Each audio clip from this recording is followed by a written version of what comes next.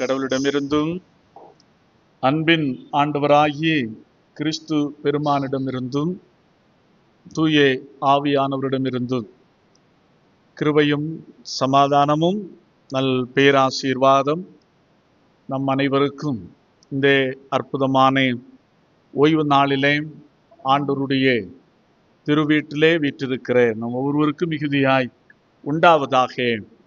ஆமேன். இந்த அற்புதமான வேளையிலே சிந்தனைக்காக திருமறையிலிருந்து ஒரு வசனத்தை உங்களுக்கு முன்பாக நான் வைக்க ஆசிக்கின்றேன். முன்பு வாசிய கேட்ட நிருப பகுதி, அதில் எபேசியர் 5வது அதிகாரம் 16வது வசனம். அப்போஸ்தலனாகிய எபேசியர் 5:16.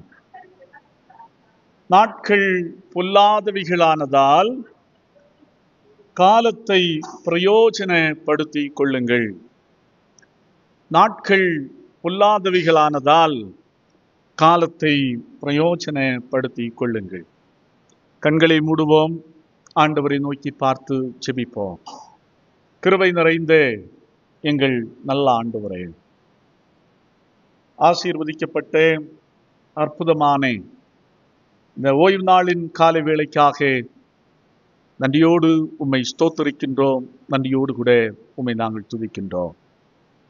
இதோ இந்த அற்புதமான ஓய்வு நாளிலே உம்முடைய சமூகத்திலே கடந்து வந்திருக்கிற உம்முடைய பிள்ளைகளாகிய நாங்கள் உம்முடைய திருவார்த்தைகளை நாங்கள் சிந்திக்க ஆயத்தப்படுகிறோம். எங்களோடு கூட நீர் பேசு சுவாமி. சத்தியம் எங்கே உண்டோ அங்கே விடுதலை உண்டு என்பதை நாங்கள் அறிவோம். ஆம் கர்த்தாவே, மாறுபட்ட சூழலிலே ஒருவேளை நாங்கள் இந்த நாளிலே உம்முடைய சமூகத்திலே கடந்து வந்திருக்கலாம்.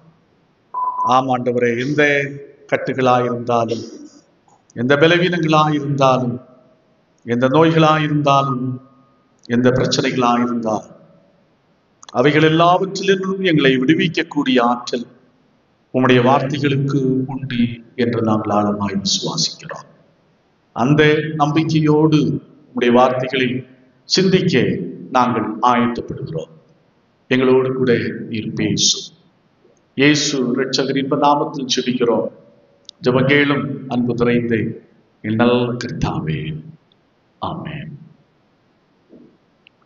கிறிஸ்து இயேசுவுக்குள் அன்பானவர்களே, அப்போஸ்தலனாகிய பவுல் சிறைச்சாலையிலே இருந்து கொண்டு இந்த அருமையான நிருபத்தை அல்லது இந்த கடிதத்தை எபேசு திருச்சபை மக்களுக்கு எழுதுகிறார். ஏன் எழுதுகிறார் என்பது மிக முக்கியமானது. பக்தி மார்க்கத்திலே வளர்த்தெடுக்கப்பட்ட விசுவாச பெருமக்கள் தடமாறி செல்லக்கூடிய ஒரு சூழ்நிலை இருந்தது. அதற்கு காரணம் அங்குள்ள சூழ்நிலை அமைப்பு அப்படிப்பட்டதாக இருந்தது. ஒன்று, எபேசு பட்டணம் ஒரு துறைமுக பட்டணம். வியாபாரத்துக்காக கப்பல்கள் வந்து சென்று கொண்டிருந்தது. ஆகையினாலே மக்களுடைய கரங்களிலே காசு பொருளாக ஆரம்பித்தது. எப்போது ஒரு மனிதனுக்கு பிரச்சனை என்று சொன்னால், அளவுக்கு மிஞ்சி காசு வரும்போதுதான் மனுஷனுக்கு பிரச்சனை. ஆகையினால் செல்வ செழிப்பிலே வாழ்ந்து கொண்டிருந்த மக்கள் தங்கள் இஷ்டத்திற்கு வாழக்கூடிய ஒரு நிலைக்கு தள்ளப்பட்டார்கள்.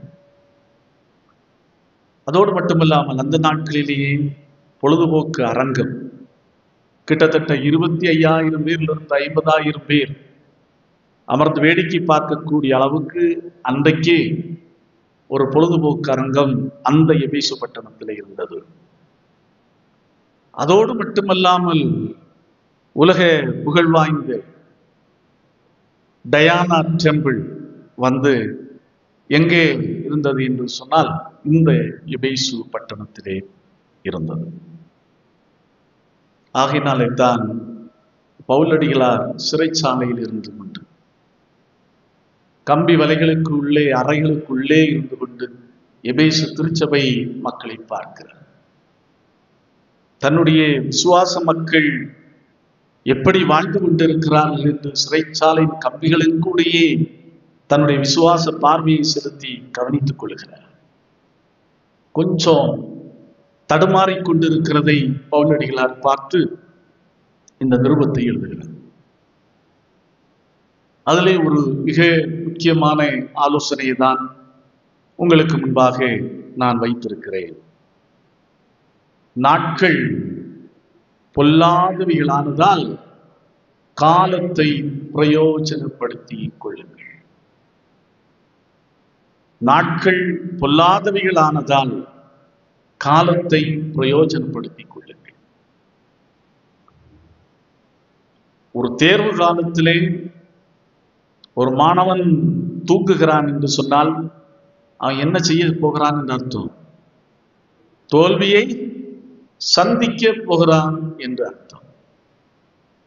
அறுப்பு காலத்திலே ஒரு விவசாயி தூங்குகிறான் என்று சொன்னால் பெரிய இழப்பை சந்திக்க போகிறார் என்று அர்த்தம்.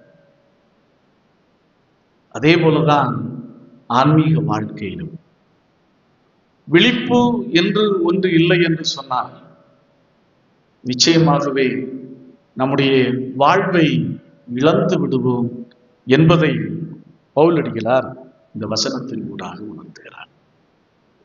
அதான் சொல்லுவார்கள், காலம் பொல்லாததா, காலம் பொன் போன்றது, காலம் பொன் போன்றது. அது ஒருபோது நமக்கு என்ன செய்யாது, திரும்பி வராது. எவ்வளோ கோடியை கொடுத்தாலும் இழந்து போன காலத்தை நாம் பெற்றுக்கொள்ள முடியுமா? நிச்சயமாகவே முடியவே முடியாது. ஆகையினாலே தான் பவுலடிகளார் எச்சரிக்கிறார், காலத்தை பிரயோஜனப்படுத்தி கொள்ளுங்கள். அப்ப எப்படி நாம் காலத்தை பிரயோஜனப்படுத்திக் கொள்வது? ஆன்மீக ரீதியாக எப்படி இந்த நாட்களை நாம் பயன்படுத்திக் கொள்ள முடியும்? எவ்வாறு நாம் பயன்படுத்துவது? அதைத்தான் இந்த நாளுக்குரிய நற்செய்தி பகுதி மிக தெளிவாக, மிக அருமையாக நமக்கு சொல்லுகிறது. மிக அருமையாக நாம் வாசிக்க கேட்டோம். யோவான் வாசித்து கேட்ட பகுதியிலிருந்து 2 வசனங்களை உங்களுக்கு முன்பாக நான் வைக்க ஆசிக்கின்றேன். 56 யோவான் 6வது அதிகாரம் 54வது வசனமும் 55வது வசனம். என் மாம்சத்தை புசித்து என் இரத்தத்தை பானம் பண்ணுகிறவனுக்கு நித்திய ஜீவன் உண்டு. நான் அவனை கடைசி நாளில் எழுப்புவேன். என் மாம்சம் மெய்யான போஜனமாயிருக்கிறது, என் இரத்தம் மெய்யான பானமாய் இருக்கிறது. அன்பானவர்களே, நாம் சிந்தித்து பார்க்க வேண்டும். கடந்த 2 வாரங்களாக இந்த விருந்தை பற்றி தான், திருவிருந்தை பற்றி தான் நாம் அதிகமாக நாம் சிந்தித்துக் கொண்டிருக்கிறோம். இந்த வார திருமறை பகுதியும் அதைத்தான் நமக்கு மீண்டும் மீண்டும் வலியுறுத்தி சொல்கிறோம். அப்போ காலத்தை நாம் எப்படி பிரயோஜனப்படுத்தி கொள்ளுவது, அது மிக முக்கியமானது. காலத்தை நாம் எப்படி நம்முடைய வாழ்க்கையிலே ஆதாயப்படுத்திக் கொள்வது? இங்கே சொல்லுகிறார், நம்முடைய ஆன்மீக வாழ்க்கையிலே வளர்ச்சியும் முதிர்ச்சியும் அடைய வேண்டும் என்று சொன்னால் நாம் விருந்திலே பங்கெடுக்க வேண்டும். விருந்திலே பங்கெடுக்க வேண்டும். விருந்து பல வகையான விருந்துகள், பர்த்டே பார்ட்டி, சரிதானே, கல்யாண விருந்து. இப்போது அண்மையிலே உலகிலே பணக்கார பட்டியலில் இருக்கிறது, இந்தியாவிலே பணக்கார பட்டியல் முதலிடத்திலே இருக்கிறது. தன்னுடைய மகனுக்கு ஒரு திருமணத்தை நடத்தினார். எத்தனாயிரம் கோடி 5000 கோடி செலவிலே திருமணத்தை நடத்தினார். அதிலே விருந்து, பல்வேறு வகையான விருந்துகள், எப்படி கிட்டத்தட்ட 2500க்கு மேற்பட்ட வெரைட்டிஸான உணவுகள் அங்கே என்ன செய்யப்பட்டன, பரிமாறப்பட்டன. சமையற்காரர்கள் எங்கிருந்தெல்லாம் வந்தார்கள்? பல்வேறு நாடுகளிலிருந்து அழைத்து வரப்பட்டு சமைக்கப்பட்டது, விருந்து ஆயத்தப்படுத்தப்பட்டது. எல்லாமே என்ன, எத்தனை வேலை தான், அங்கே இருந்த வரைக்கும் உள்ள நாள் வரை தான் அந்த விருந்து. அதோடு அது என்ன செய்து போயிட்டு, முடிந்து போயிட்டு. ஆண்டவர் ஒரு காரியத்தை நமக்கு கற்றுத்தருகிறார். காலத்தை ஒருபோது வீணாக்காமல் தவறாமல் விருந்திலே பங்கெடுங்கள். அது என்ன விருந்து? என்ன விருந்து? திரு விருந்து. திருவிருந்து. அதான் சொல்லுகிறது வேதம், மிக அழகாக சொல்லுகிறது. என் மாம்சத்தை புசித்து என் இரத்தத்தை பானம் பண்ணுகிறவனுக்கு நித்திய ஜீவன் உண்டு, நான் அவனை கடைசி நாளில் எழுப்புவேன். என் மாம்சம் மெய்யான போஜனமாயிருக்கிறது, என் இரத்தம் மெய்யான பானமாய் இருக்கிறது. இது ஒரு அற்புதமான விருந்து. சிபி சக்கரவர்த்தி என்பவர் ஒரு மன்னனை குறித்து நாம் படித்திருப்போம். ஒரு கழுகு ஒன்று ஒரு புறாவை விரட்டி கொண்டே வருகிறது ஆகாரத்துக்காக. புறாவும் தன் உயிரை காப்பாற்றுவதற்காக எவ்வளவு வேகமாக பறக்க முடியுமோ அவ்வளவு வேகமாக புறாவும் பறக்கிறது. புறாவும் தாக்கு பிடித்து பறக்கிறது, அதால் முடியவில்லை. கடைசியிலே களைப்படைந்து யாருடைய மடியிலே விழுகிறது என்று சொன்னால் சிபி சக்கரவர்த்தியினுடைய மடியிலே விழுகிறது. சிபி சக்கரவர்த்தி பார்க்கிறார், புறாவை பார்க்கிறார், கழுகையும் பார்க்கிறார். புறாவை இதமாக தடவி கொடுக்கிறார். நீ பயப்படாத, நான் உன்னை பார்த்துக் கொள்கிறேன் என்கிற விதமாய் புறாவை தடவி கொடுக்கிறேன். அப்போது கழுகு வருகிறது, மன்னனிடத்திலே பேசுகிறது. ஓ மன்னா, அது என்னுடைய உணவு, நான் எவ்வளவு பசியாய் இருக்கிறேன் தெரியுமா? தயவு செய்து நீ அதை எனக்கு என்ன செய்து விடு, கொடுத்து விடு. தயவு செய்து நீ அதை எனக்கு கொடுத்து விடு, நான் சாப்பிட்டு பசியாகிறேன். நான் என்னுடைய உணவுக்காகத்தான் நான் இதை விரட்டி கொண்டு வந்திருக்கிறேன். அது என்னுடையது, என்னுடைய உணவு, அது நீ கொடுத்து விடு அப்படி என்று சொன்னார். அவர் சிபி சக்கரவர்த்தி சொன்னார், உனக்கு உணவு தானே வேணும், ஒன்று பண்ணுவோம். இந்த புறாவினுடைய எடைக்கு அளவு தக்கபடி என்னுடைய துடைப்பகுதியிலிருந்து அதற்கான மாம்சத்தை நான் உனக்கு வெட்டி எடுத்து தருகிறேன். அப்படியே அவர் செய்தார். அதுதான் சிபி சக்கரவர்த்தி தன்னை கொடுத்து ஒன்று தன்னை ஒன்றுக்கு இரையாக்கி இன்னொன்றை காப்பாற்றுகிறது. அதுதான் இயேசு கிறிஸ்து. மிக அழகாக சொல்லுகிறார், என் மாம்சத்தை புசித்து என் இரத்தத்தை பானம் பண்ணுகிறவனுக்கு நித்திய ஜீவன் உண்டு. இது சாதாரணப்பட்ட அம்பானி வீட்டு திருமண விருந்து அல்ல. எத்தனை கோடி கொடுத்தாலும் இது கிடைக்காத விருந்து. ஏன் எத்தனை கோடி கொடுத்தாலும் கிடைக்காத விருந்து என்று சொன்னால், இந்த விருந்துக்கு ஒரு அளவிலேயே ஆற்றல் உண்டு. என்னவென்று சொன்னால், நித்திய ஜீவனை அளிக்க வல்ல ஆற்றல்.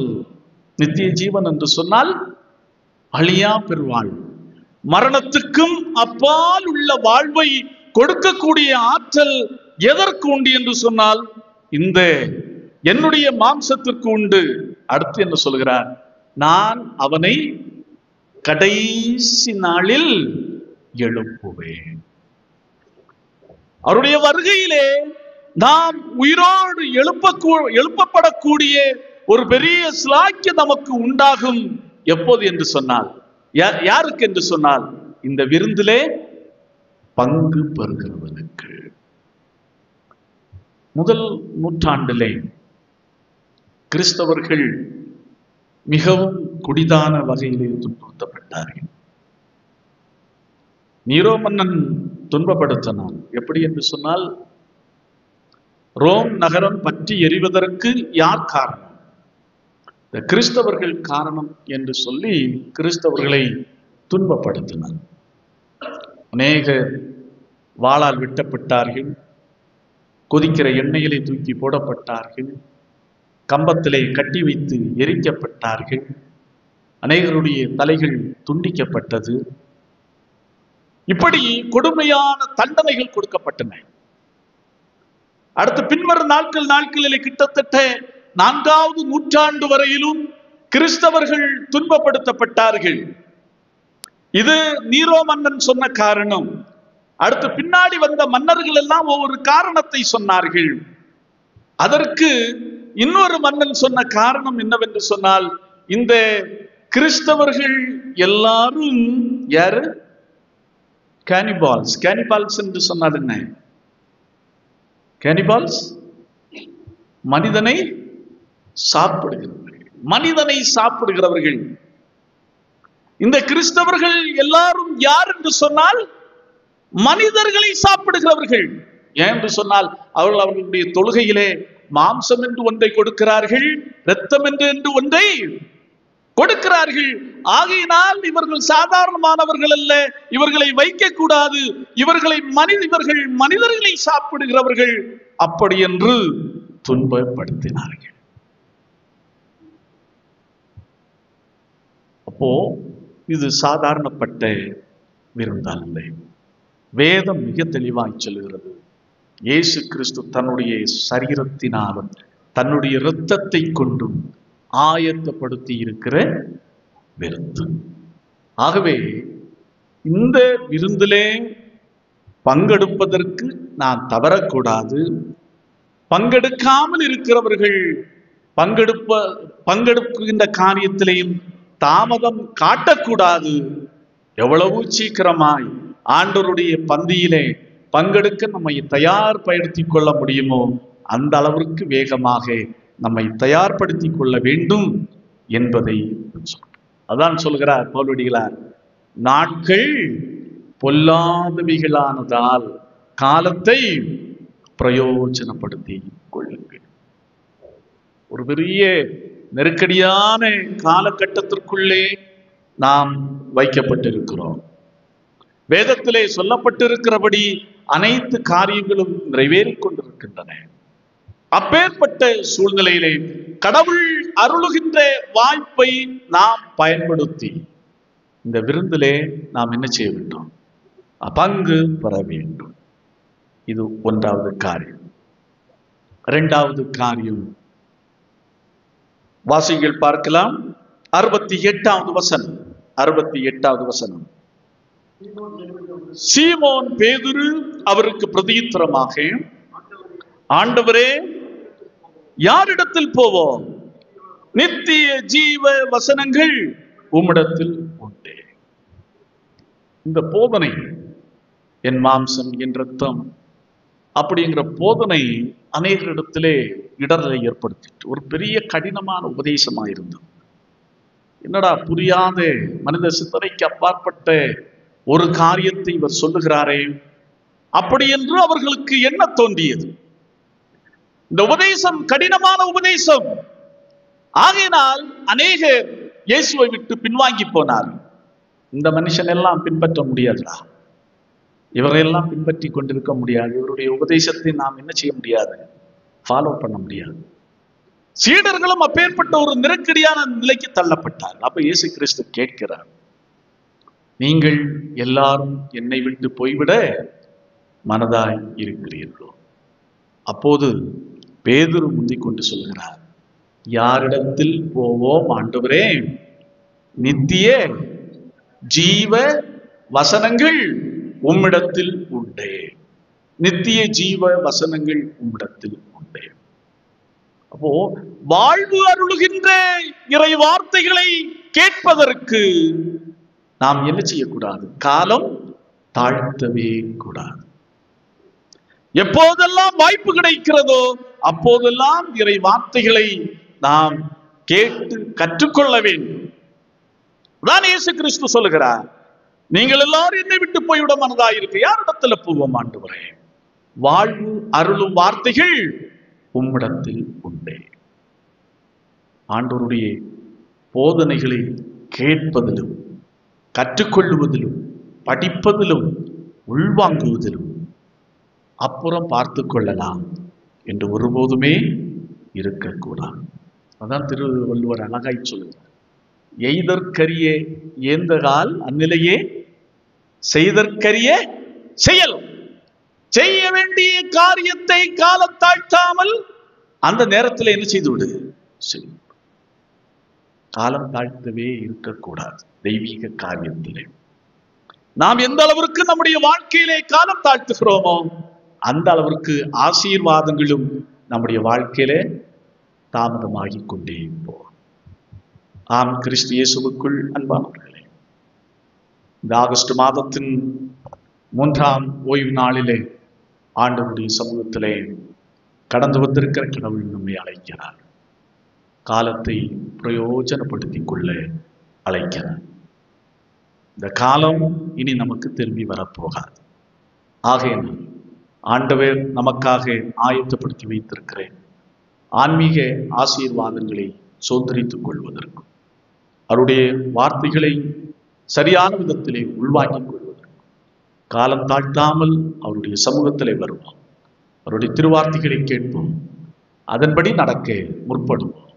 ஆண்டவர் தாமே இந்த வார்த்தைகளை கொண்டு நம் ஒவ்வொருவரையும் ஆசீர்வதிப்பாராக. ஆமென். எல்லாவற்றுக்கும் மேலான தெய்வ சமாதானம் உங்கள் இருதயங்களையும் சிந்தனைகளையும் கிறிஸ்து இயேசு நாள்மட்டாய் காத்துக் கொள்வதாக. ஆமென். ஆமென். ஸ்தோத்திர பலியின் கீதத்தில்